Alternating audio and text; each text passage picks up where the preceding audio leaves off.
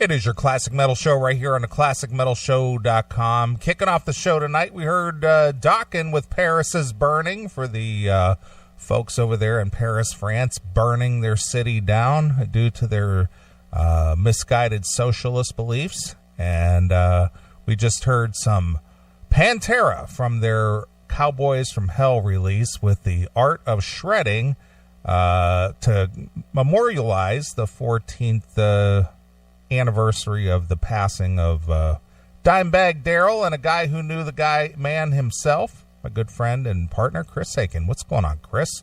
What is up? How are you? 14 years, dude. Is it 14 or 15? No, it was 2004. Was it? Okay, yeah.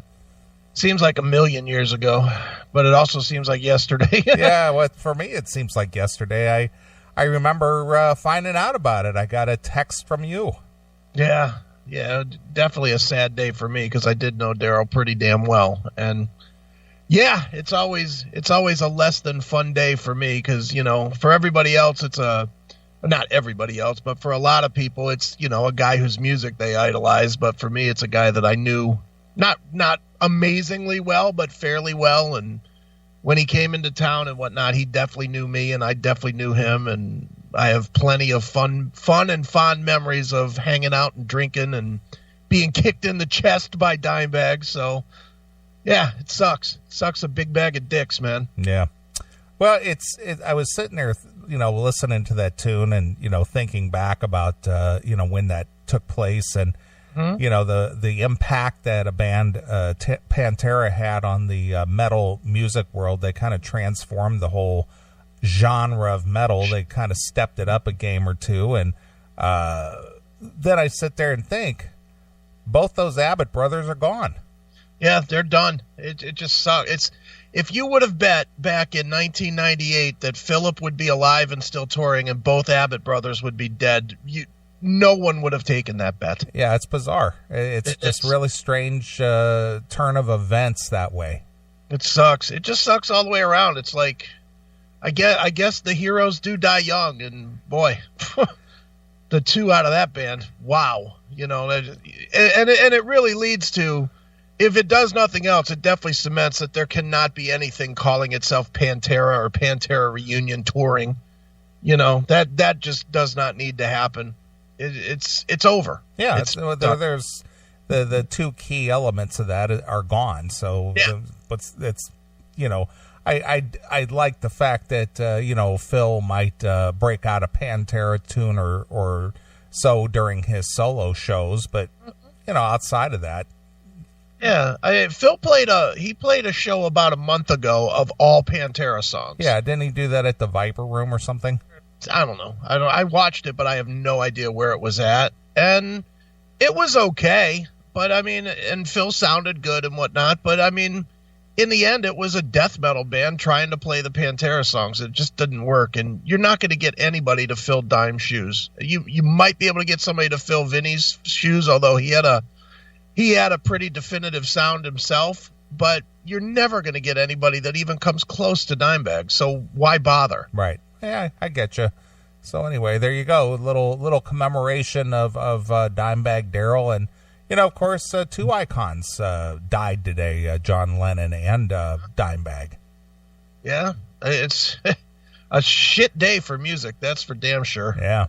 Two of the all-timers. Yeah, really. So, I don't know. I don't want to bring down the show. I mean, it's you know, nice to remember some of the people who were very influential in the entertainment world and who may, you know, have affected you depending on if you were a fan or, you know, their music or something that touched you in some way. But there you go. And I got to give that props to Eddie Rocks for requesting that tune.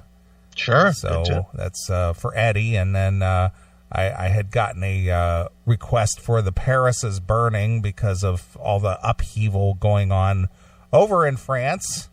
Yeah, what's going on over there? I don't even know. I just know they're frying their city. Well, again, it's all this taxation over there, and of course it's this stupid concept of, well, we need to raise more taxes to basically punish you for global warming for burning fossil fuels. Yeah, okay, yeah. Eat shit, which is what I'm sure the French people are telling them. Yeah, well, that's basically what they said. They said, fuck you, man. We're already paying out the nose for everything else. Yeah, because they get taxed like at a big level, don't they? They do. They're at like the 40 percentile. Oh, it's even higher than that. Is it? Wow. Yeah, it's just ridiculous. But that's what happens when you have kind of a socialist government. Mm-hmm. And it's, I don't want to get into all politics, but, people just rise up and they said, fuck this. I've had enough of that. Good. Let them burn the whole fucking place down. Yeah, that's what I say. So I want to send that out to Ross Pelton, who Twittered me today and said, hey, could you play some Paris is Burning today? Yeah, well, I'll send it to Phil Ooze. Hopefully he's not on fire. Oh, boy. So anyway, we are back here on the Classic Metal Show. The year is winding down. Yes, this one and one more, and we're done. Yeah, we're done for 2018. Yes. You had some activity this week. I know you went to a couple of shows. I did. And I sounded. I'm actually kind of interested in hearing mostly about the Bob Seger. I know you've gone to see the Jason Bonham show several times, but... Yeah. I'm a Bob Seger fan. I think the last time I went was like 90, I want to say like 95, I think. Yeah, that was about the last time I had seen him too, was whenever Like a Rock and all that stuff was out. That was like the mid-90s, wasn't it? No, that was in the 80s. Was that in the 80s? That's the last time I had seen him. Yeah, I saw him on his comeback tour. I can't remember, but it was like 90. I want to say it was like 95. Was that Roll Me Away in those songs? I don't recall, to be honest with you. It's been so long. It's been over 20 years ago. Well, I'll give it to the guy. What a show. Holy fuck. That was an incredible, incredible show. I mean, he's old as fucking dirt. He's 73 or 4 or something like that. And he brought it. I mean, he brought it. No break. At least 2 hours, 2 encores, sounded good, not as good as he does on like Live Bullet or any of those records, but I mean the whatchamacallit, the high end is pretty much gone. Mm-hmm. But they tuned it right, and he had a really high end band with him. Like when he introduced the band, it was like every single person he introduced was, this guy's up for 3 Grammys, and this guy's up for 2 Grammys, and this guy's up for 5 Grammys. So it was like higher end guys that he had playing in his band. And every song, I mean, he played one song I did not know. It was something off his newest album that was like for his brother-in-law or something. That's a firefighter. Okay. So other than that song, knew every song. Every single person in the room was singing every single word to every song. And just a fucking great show, man. Oh, my God, it was good. First of all, it was packed. The fucking Quicken Loans Arena I don't think there were 10 seats available in the whole place. Right. It was packed. And he just came out, and no frills, no nothing, just came out and sang tunes. And the way he did it was nice, because what he did was he would play like 2 or 3 high energy songs. Mm-hmm. And since he's an old fuck, then he would sit down. But he would like sit down in the middle of like they would bring out a stool, and he would just kind of strum a song or two, and they were like the mellow songs. Right. We've Got Tonight, or stuff like that. So it was a nice mix. Like you'd get a couple of 2-3 good rockers, and then you'd get a mellow song, and he would, more or less catch his breath. Then he'd get back up and rock out for 2 or 3 more, and then he'd take another little break and do like 1 or 2 mellow songs again. So fantastic, man. 20 whatever songs. I don't know how many he actually played, but it was every song that by Bob Seger, except for maybe Fire Lake. Fire Lake was the only one that stood out in my head that was a hit that he did not play. Okay. And everything else was on the table. Turn the Page, Someday Lady You'll Accompany Me, We've Got Tonight. I don't know, pick a song. They were all played. Night Moves, Hollywood Nights, Ramblin' Gamblin' Man, everything. everything every hit he probably ever had, he played. Just awesome, dude. Well, good. I'm glad. It was money well spent. It was a lot of money well spent. That's for damn sure. Well, I know that you don't particularly like those arena shows, but in this case, you got to make an exception, especially since the guy doesn't tour all the time. Mm-hmm. And well, he's done. He said right during the show, he said, "This is it. Last time I'm going to be here." So that's it. He's done, and I believe him. He's old, but it was definitely worth it. Grand Funk Railroad was pretty good too. I mean, they were really quite solid as well. Bruce Kulick holding it down. Overall, it was a cool show. I'll put it this way. It was a good enough show, and it was a comfortable enough show that I came home and ordered my Metallica tickets for February. Very nice. Because I was like, all right, now that I've been to the queue for a show after a long time away, I'll be comfortable enough to actually come to this fucking place. Right. So, yeah, I mean, it was good. It was great, dude. I mean, literally one of the best shows of the year that I've seen. Very, very strong. Sound was great. He sounded great. I posted a shit ton of videos. It was one of them weird things. I didn't want to take a bunch of video. It was like every song, I wanted to have some little keepsake of every song. So, right. So I ended up shooting, 11 or 12 songs worth of video.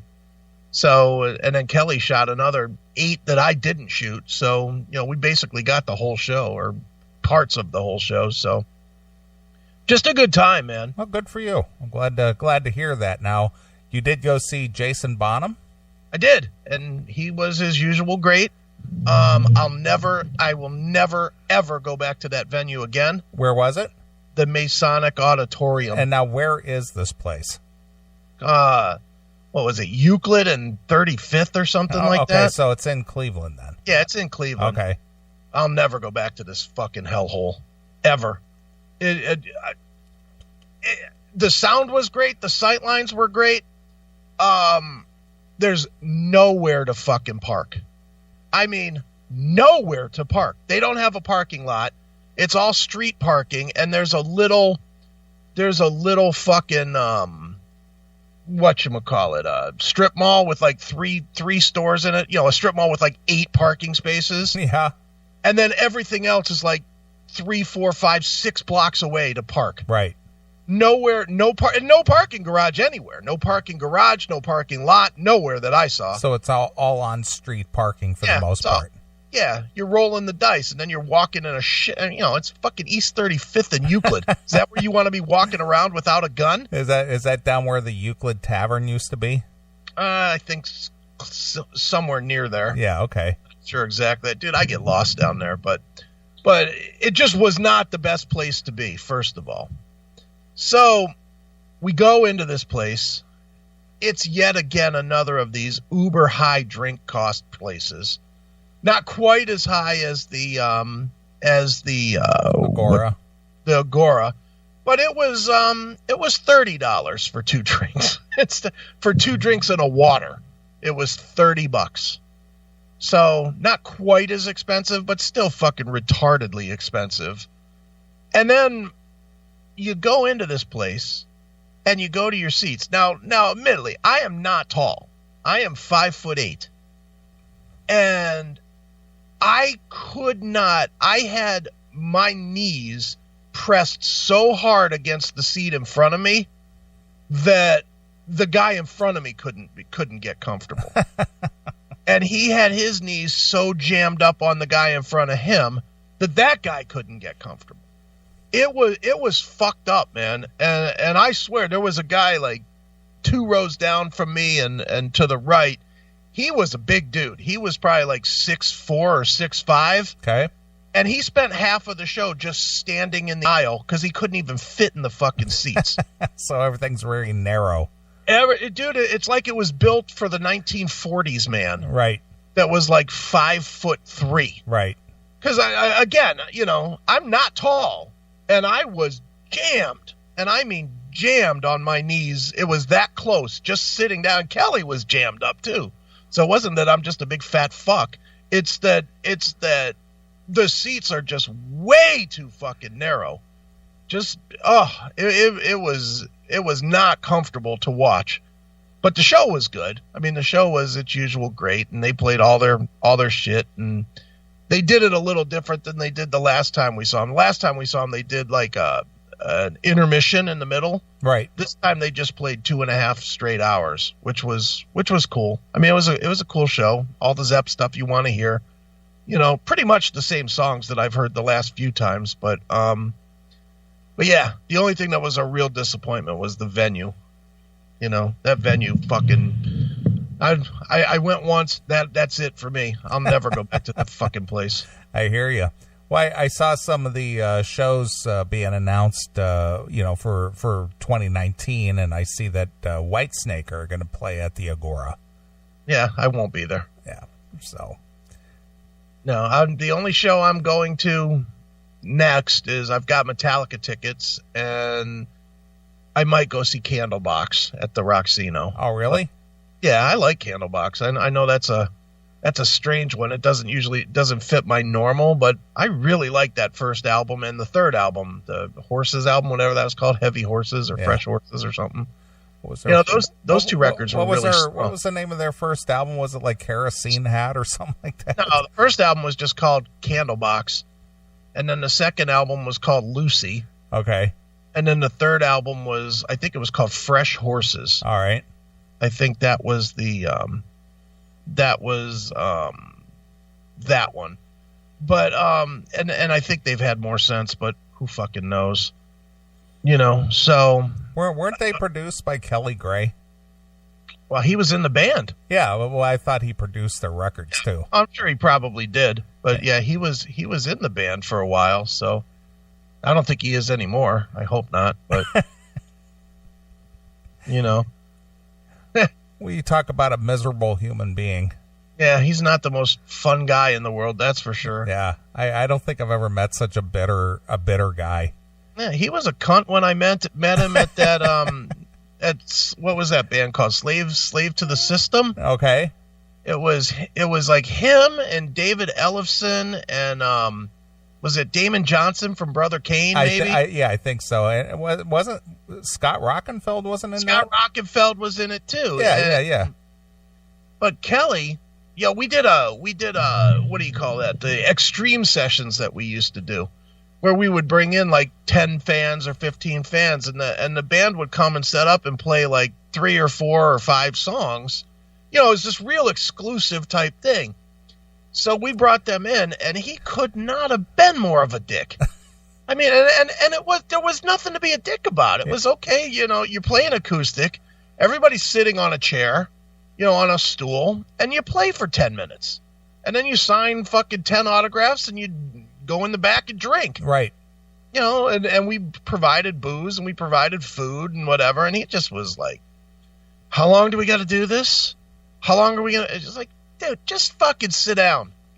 You know, stop making this harder than it is. You're here, fucking play your 15 minutes, sign a couple autographs, you know, for people that fucking think that you're important, and move the fuck on. Yeah, I ran into him twice with Queensryche. Yeah. And both times he was a complete jagoff. Yeah, he's just a dick. Just always a dick. Too funny. Well, it sounds like you had a good musical week. I did. My voice is just shit, though. I don't know if you can hear it or not, but my voice is toast. I just figured maybe you took a nap before the show and you were still a little bit groggy. No, I'm wide awake. I'm 2 cups of coffee in. I'm wide awake. My voice is just done. By the end of the show, I'm going to sound like Bob Seger in that second encore. Well, don't be doing any Eddie Shriller tonight. I'll be like, night moves.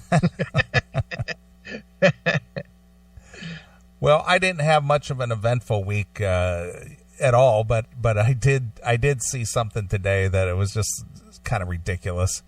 I was out and about today, and I had to stop at a tire store here to get one of my tires fixed. I had picked up a nail, right, and so I went there to get the tire fixed, and I'm sitting there in the waiting room, and this lady and her, I'm going to assume it was her son, it was a young guy, They come in, and she's got this little yappy dog with her. Okay. You know, one of these little purse dogs, if you will. Right, a Frankie Banali poodle. Yeah, something like that. And so she's holding this dog, and of course it's wanting to get down, and she wants to hold it and the whole thing. Right. So she tells her son, "Could you go out in the car and go get?" I didn't hear exactly what she said, and so this kid leaves the tire store. He comes back in. He's got a stroller and like a bag with like stuff in it, just for this dog. A stroller. So now he's making his dog so lazy that he can't even walk his dog. It's the woman. She? Yeah. So the dog has its own stroller, and she, you know how some people, when they have babies, they have a diaper bag or whatever where they have their toys and their food and all that. Well, she has a bag for the dog. Ugh. And it's got toys in it, and it's got, you know, whatever the dog needs. My God. I know. Just like, some people got way too much time and too much money on their hands. Just throw her off a bridge. Exactly. I mean, Jesus, do we need those kind of people? No, we don't. You know, I get it. Your dog is your pet. We got you. But Jesus Christ, it's still a fucking dog. Yeah, well, some people take care of their dogs like it's their children, or even better than their children. Yeah, you know what, though? It's still a goddamn dog. Dogs are meant to walk, not be fucking... There's never been a dog that was born that needs to be in a fucking stroller. Yeah. You know, I see those dogs with fucking 3 legs and they still walk. So get your fucking dog out and walk it, you bitch. So, of course, she puts the dog in the stroller, and she's, like, rocking the stroller back and forth, and, you know. Go to sleep, little poodles, go to sleep. Singing to the fucking dog. Yeah. So, what his bag. So I know she knows that I shot her a look like, it's like, just die already. It wasn't John Drake in a wig, was it? No. Because he's gay like that for his dogs. That's the only thing I have to tell you about my week. Aside from that, you know, I go to this tire store, you know, if I need like a front end alignment or something like that. So they kind of know me there. Right. So, you know, they got my car in right away, and I was there maybe not even about an hour. Okay. And, you know, they called me when the car was done. I walk up and said, "Yeah, you had a screw in your tire." Right. And I said, "Yeah, that'll do it." And I went to pay, and he goes, "Don't worry about it, dude. Just go on." See, and you know what he just did? He just guaranteed that when you do need tires, that you'll go back to that guy. Exactly. Yep. I've got the place over here. I think it's called Discount Tire or something. It's in Macedonia. Right. And I went to them one time to same thing, get a nail out, and I went to pay him. He's like, "There's no charge for that, dude." And I was like, "Oh, cool." And now every time when I need tires, I go there. And sure. when my kids need tires, I send them there. Right. You know, it's like, yeah, I will definitely give you business because you didn't fucking rape me for $50 for a 2-second fix. Well, I mean, they didn't just they didn't pull the nail out and just put a plug in. They actually dismounted the tire and patched it and everything from the inside and all that. Right. So normally that'd be like a $50 service. Yeah, about $25 or $30. Yeah. They did you a solid. So you'll do them a solid when, you know, your car, what tires on your car? $600? Yeah. For the set of 4. Yeah. It's about $1,000. Yeah. So there you go. Was it worth it to them to give you $30? Sure was. Yeah. Well, like I said, they kind of know me there, so that was kind of cool. Yeah, because you're a man's man. I guess so. You hang out at the tire shop, drinking the black coffee and talking about chicks. Right, exactly. And watching worthless waste of life bring their dog in a stroller. Exactly. Look at that bitch. Let me wrap her upside the head with your wrench, because I'm a man's man. Exactly. Well, you mentioned going to Metallica.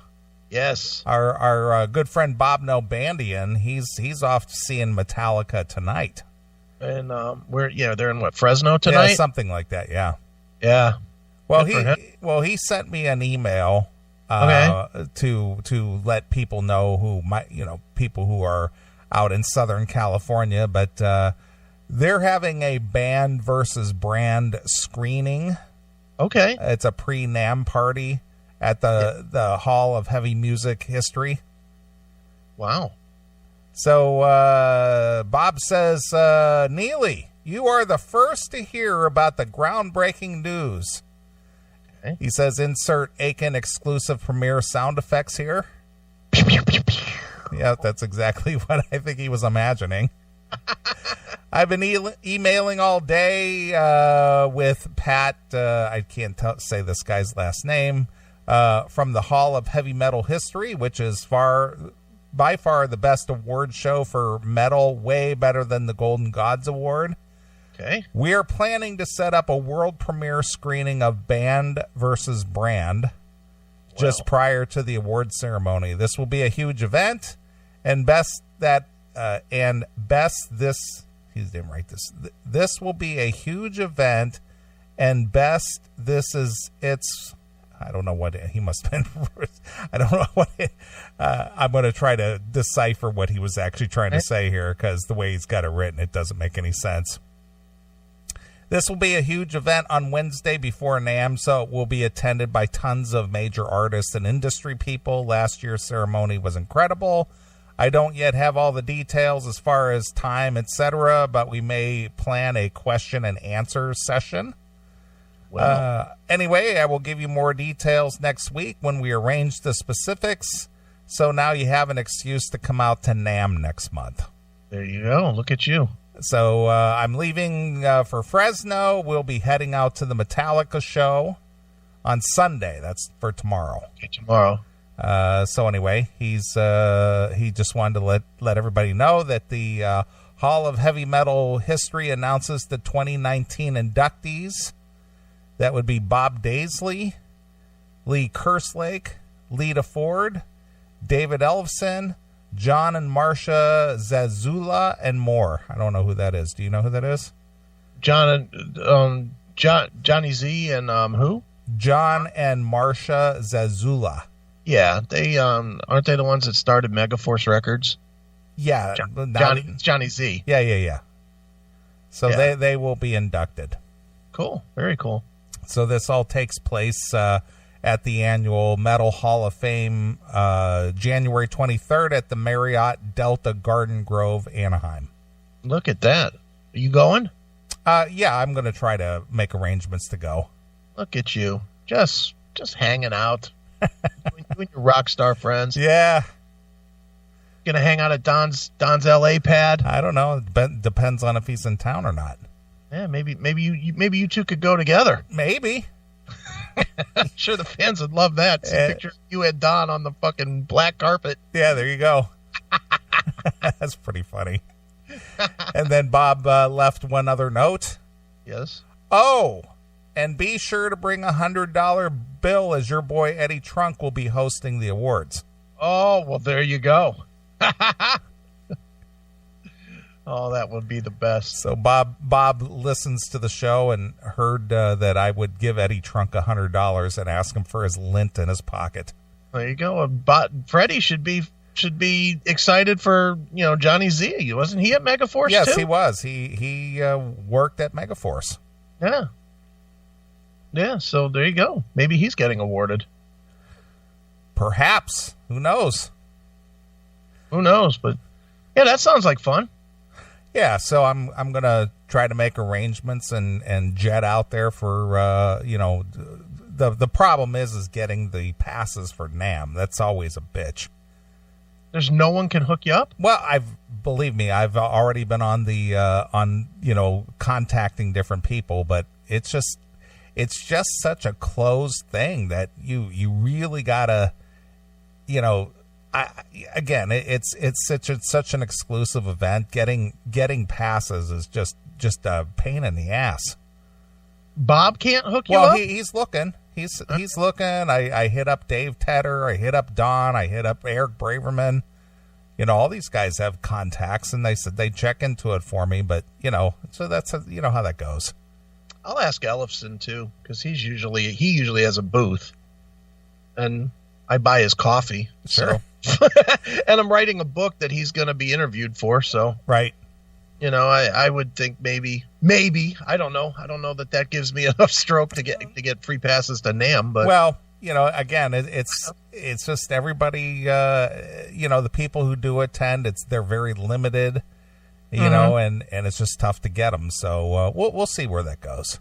Right. I mean, I was lucky enough to go a couple years in a row. I didn't go last year, but we'll see if somebody can score me a couple of passes. I gotta think that there's a pass for the Classic Metal Show. Well, you would think so, but only asking for one. Yeah, you never know. Reach out to Eddie. Hey, Ed, get me some passes for NAMM, man. Yeah, man. So good. Well, I see that the comments this week on last week's show were pretty thick. Yeah, there was a lot of them. There was a lot of comments. Mm-hmm. People just outraged. Yep. I was in delete mode this week. Some good, some bad. Yeah, I mean, and I don't always delete the bad ones. I just delete them when they fucking get personal. Yeah. It's the only time I really delete anything is when they're like, "You guys are fucking dicks, and I wish you would die." Yeah, right. Of course. Bye. Goodbye. See you later. Yeah, I saw a couple of those on the Kiss, especially the Kiss ones. Yeah. And the one we did a week ago for Vinny Vincent. Right. You guys sound like a couple of assholes. Yeah. Well, I don't mind sounding like an asshole. I just I'm not going to be told that I'm a fucking needing to die either. Right. That I'm not doing. So, it is what it is, though. It is. Hail and Kill, caller, you're on the air.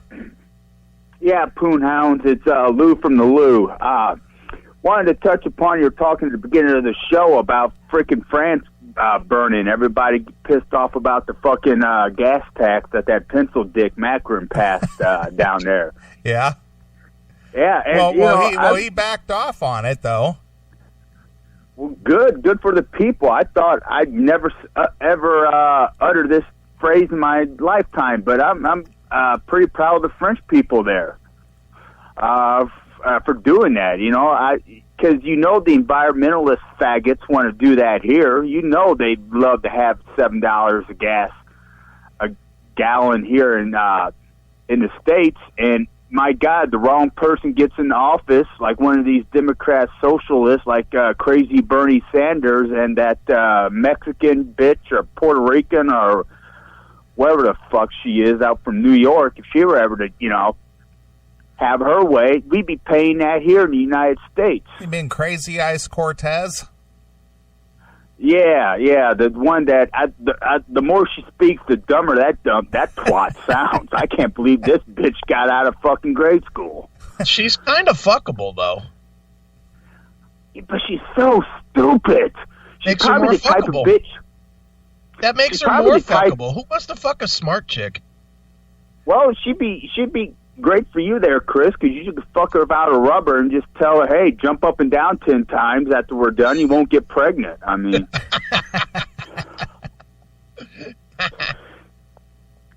she'd probably do it. I mean, somewhere a freaking Taco Bell is missing their, burrito wrapper. God, she's an idiot. Well, you seem to be always up on current political events and social events there, Lou. I mean, that obviously is a point of interest for you. You keep up on everything, right? Well, you like to know what the hell's going on. If you got a comment to say, you got to know what you're talking about so you don't look like Cortez. Be stupid. But, like I said, I never thought I'd utter the phrase. I'm proud of the French people. I would hope that that would happen here in the United States. Of course, we'd be smart about it, and that'd be like the spear chuckers and burn down our own neighborhoods. Whoever powers to be, go down and burn their house down. neighborhood, because I mean I can see that happening here. The wrong people get in office. $7 a gallon, but it seems like the only time we ever people want to protest around here is if some moon cricket gets shot by a police officer or a bunch of angry lesbians want to go march in Washington because they think Republicans want to sew their twats together. And for good reason. Well, yeah, you seen some of them damn women? They don't need them anyway. Right, exactly. Ain't no guy going to fuck them. Hell, I'd rather eat them. You got Madonna. Hell, if she wasn't wearing pants, hell, them lips would be flapping in the wind. All right, Lou, anything else? Well, that's it. But I mean, you, Neely, you're pretty well up on stuff. Do you see that $7 a gallon of gasoline coming around here to these states if wrong people get voted in? No, I do not. Wish I could agree with you. You can't tell me there ain't people that want it. Well, just because people want it doesn't mean it'll happen. But there's too much money involved and too much politics involved here, and we're not a socialist country yet. So I mean, you say that, but Obama did get it up to 4 for a little bit. I'm telling you, man, I could see it. I could see within the next 10 years if you can get an environmentalist douchebag in there, and we all need to pray for we need to pay for our sins. I mean, hell, I don't think it would happen that way though, Lou. I think what would happen is you'd get somebody in there, they'd drop a fucking nuke on an oil country and say, okay, well, now we have to conserve, and this is how we're going to do it. That's how they would do it. They would never convince people that, it's important that we raise the price. They would say, well, it's an international crisis, and therefore we have to raise the price of gas. Man, you have more faith in some of these American people than I do, because I can see people. Oh yes, we do need to pay $7. These Tinkerbells that drive their Priuses and don't turn their air conditioner on during the summer because they don't want to fucking destroy the environment or whatever. Which these people exist. Working in the field that I've worked in the last 20 years, these fucking people exist. Oh God, that's why I'm no longer in that field anymore. Hell, I was the only damn male that peed standing up in that where I used to work at. All right, Lou. Well, we'll keep the faith. Yeah, you got to. And hell, if it ever does come to that, I know you guys are going to be on my side. A lot of people have been investing in gold and silver. I've been investing in lead because I'm just waiting for that. I'm just waiting for the moment, man. Just waiting for the moment. So my managers tap me on the shoulder, hail and kill, fuck you, pal, and hey, job. Yo, Lou. Yeah, Lou's always got something to say. Yeah, and he's always on point. He is. He keeps up with it. He seems to maybe check out a lot of the same news sites that I do and keep up with what's going on out there. But he also gets in and gets out. Yeah, well, he gets it. Yeah, doesn't hang around to where his calls just suck. Exactly. All right, dude. Well, first hour gone. Yeah, I'm going to make a request coming out of this. Okay, what would you like to hear? I'm going to merge my two things of the week. I'm going to merge Bob Seger and Metallica and go with Turn the Page. Oh, are you kidding me? No, I'm not. Ugh. That's what I want. Ugh. Play the Bob Seger version if you want. But I know, but Metallica, really? Eesh. Come on. Can we follow it up with Whiskey in a Jarro? No. No, but they did a good job on Turn the Page. You think so? I do think so. You can play the Seger version. I'm fine with that. It's all right. I'll play the Metallica version. I'm just voicing my thoughts. It doesn't mean I won't play it. That's fine. And see, everybody that has your opinion, fuck off. Especially you, Steve Jackson. I don't care if you like it or not. That's what I want to fucking hear. And guess what? On the fucking underneath where it says the Classic Metal Show, it says his name and mine, so I have more say than you. So yeah, fuck you. pal. Doesn't say featuring the song choices of Steve Jackson. So suck a dick. What do you think of that, Steve Jackson? You know what? Lover Man. Now, let's not get that carried away. Who did we used to do that to? Is that Cassie? Cassie, yeah, Wicked Cassie. What happened to her? She emails me every once in a great while. I'll hear from her just saying, I'm still alive, still up in Canada. Okay. But, yeah, remember that was that whole thing where we had all those songs that everybody hated, and every time the chat room got too out of control, it was we'd give them a dose of Loverman or Chilliwack. Chilliwack. Gong, gong, gong, the dong, dong, dong, dong, dong, dong, dong, dong. My girl. Exactly. All right, well, we're going to take a break. I'll play a couple of tunes here. We'll come back. We'll get into it. So here it is. This is Metallicash with Turn the Page exclusively here on your Classic Metal Show.